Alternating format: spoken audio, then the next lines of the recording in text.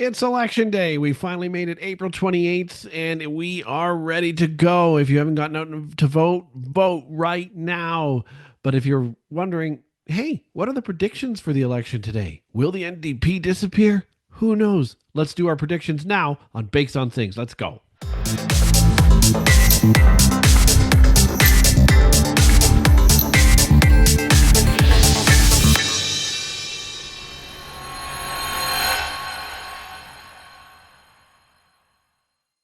Welcome back to Bakes on Things. It is finally here. It is Monday. It is election day. We are pumped, conservatives. Get out there, get voting. Remember, if you didn't watch the episode yesterday on voting plans, do it. There's so many opportunities to put together a neighborhood group, to take your grandkids out who are voting age to vote with you.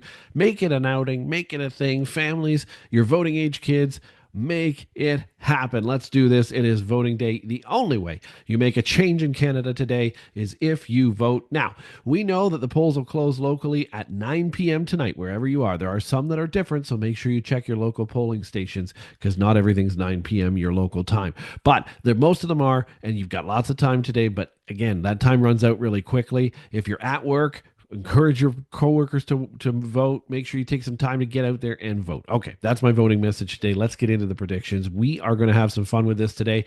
And listen, there is no prediction coming as far as an overall prediction. Obviously, my hope is a majority for the Conservatives, but I think we're going to make a lot of fun projections today that I think a lot of you will like. We'll see tomorrow how it all played out. I'm excited to take a look at that. We'll probably take a look at that more so on the Wednesday or Thursday version, just in case we have some tight polls that need to be counted later on. Okay, so here are my biggest predictions for the election. Now, obviously, my hope, a conservative win. I think and predict and hope that it would be a conservative majority. But again, don't know that part yet.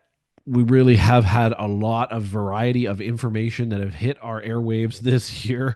In this election cycle, we have certainly accused our mainstream media of potentially leaning liberal. I think we all realize they definitely did that.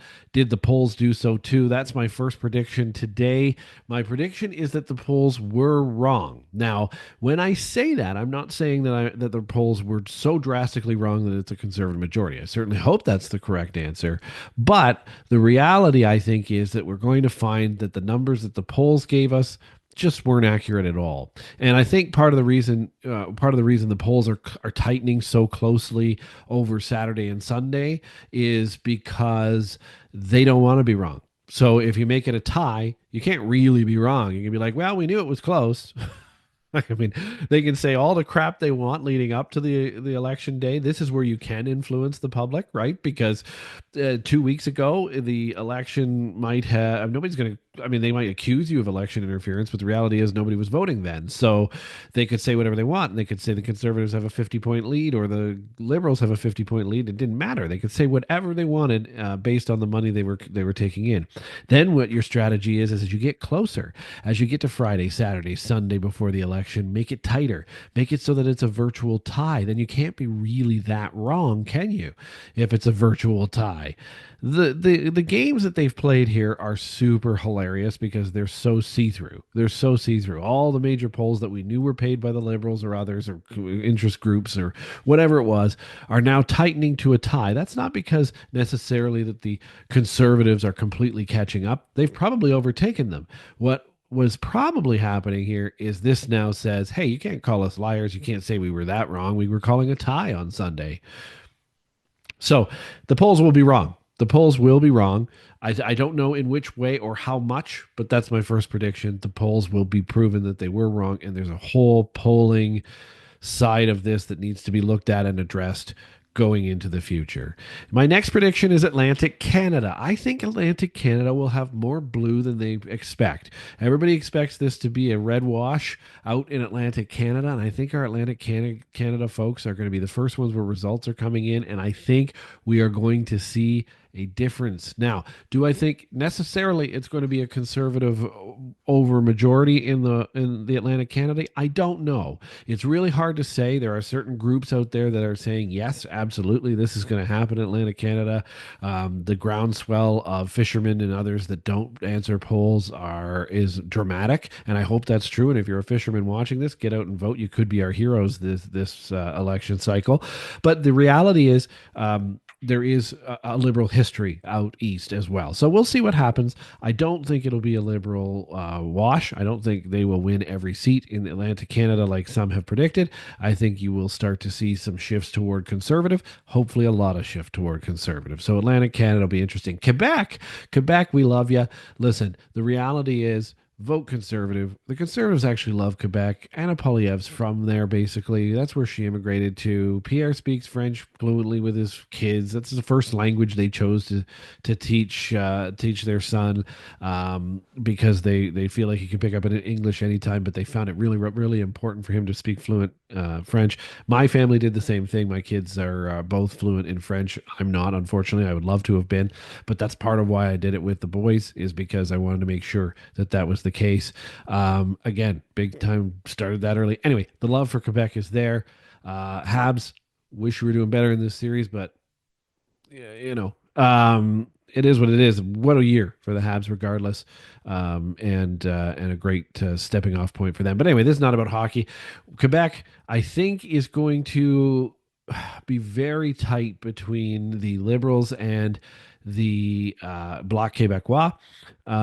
I do think you'll see a couple of conservative seats in Quebec, and this may tip the scales in terms of the election overall result, because I do think there are some spots in Quebec that we don't expect will be conservative that will end up being conservative. Don't know if you saw my dog saunter on by there, but she loves to do that.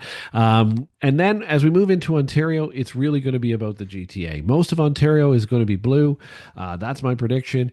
But the GTA, which has a lot of ridings and a lot of vote weight, is going to be dicey. I think. I think it's not going to be dicey in the terms of the Liberals winning. I just think it's going to be close. I think it's going to be close, but go heavily one way or the other. It's either going to go heavy liberal or it's going to go heavy conservative. There will not be an in between in the GTA. That's my prediction. It's going to be heavy either way. And whoever goes heavy, if the conservatives go heavy, they've got a majority. If the liberals go heavy, that was kind of expected. There's going to be other problems for them across the country. So that is where I think we sit with the GTA and Ontario. As we move over to Manitoba, Saskatchewan, I think you're going to see them go mostly blue. I think you'll definitely see that in Alberta, although we'll see some surprise liberal spots in the Calgary regions. But I feel like a weatherman as we get over to Calgary. I think we'll see some mild liberal spots with a heavy dose of conservative. 90% chance of rain. I don't know. Anyway, it just feels weather reporting. But either way, we're getting over to Alberta. BC, I think, could again be very similar to Ontario this time. I think it could go heavy either side. If the polls are right, it could go heavy liberal. If the polls are wrong, it will go heavy conservative. And whoever goes heavy in that province probably decides the election. Ironically enough, this week I'll be out in BC. So for those of you in Vancouver, can't wait to see you. So I will be there actually when this all transpires. So it'll be kind of interesting to see how that transpires in the end. My last prediction, and you can see it. You can see it on my screen. I predict the fading away of the NDP. ND poof is what I've got here, and I really do think this is the ultimate destruction of the NDP. Jagmeet, sorry to pick on you as the one who fades, but you are their leader. So unfortunately, that's the imagery we've got. I do think they'll get a new leader after Jagmeet. I don't think he is going to continue on as leader past this election, nor should he. Again, I think over the years, if I'm talking NDP, back in 2015. even in the elections since. I agreed a little bit with some of their ways of doing things. This election, they've been sort of unhinged, but the other previous ones, I thought Jagmeet did an okay job for the NDP. I would never vote for him. I would never vote NDP necessarily. Although I did consider it back, Jack Layton, God rest his soul. I did actually consider it in the election that he was unable to make, going toward him. But that was the only time that I ever really considered NDP. But I think, NDP's got a lot of work to do here. I think this is a big wake up call for them, for the Greens, and for the PPC, and for others. This is just par for the course. You're either going to get a seat or you're not. You're never going to become a real party. The Greens have had the biggest chance to try and become a real party, and they just proved in this election, especially around the debates, when they decide to cut half their people and cause themselves to now not follow the rules of the debates. I mean, what were you even thinking? Like, the fact that they don't have any political knowledge, kind of scary. So I don't think that anything changes there. I think the NDP is one to watch for here as far as fading away into the sunset. So now again, they won't fade away forever. They just will lose official party status in this case, and we'll try again next election, I'm sure. But it makes it a lot harder to do that without the funding, and they were low on funding with this election. So those are my election predictions. I'd love to hear yours. Get into the comments, make your predictions. Who do you think's going to win? Go well beyond. Go well beyond just talking about the winning party and winning, who's going to win the election as prime minister. Let's talk about some of the ridings. Let's talk about some of the areas of the country. Let's talk about the stories like NDP. Let's really get into a fun discussion as we make our predictions here this Sunday. Enjoy the rest of your weekend. Tomorrow is a very important day. I do hope and I pray that you vote, because I think that that's the only way to make change. Well, I don't think, I know that. And if you haven't had a chance to watch yesterday's episode on making a vote plan on Sunday, get out and vote. But make that plan. Bring others with you. Make it happen. You've got till 9 p.m. tonight. Do it. Get out there and vote. Pause this, turn it off, go vote, come back, watch other episodes, however you want to do it, but bring someone with you. Let's all get out there. Happy election day, everybody. We'll catch you tomorrow.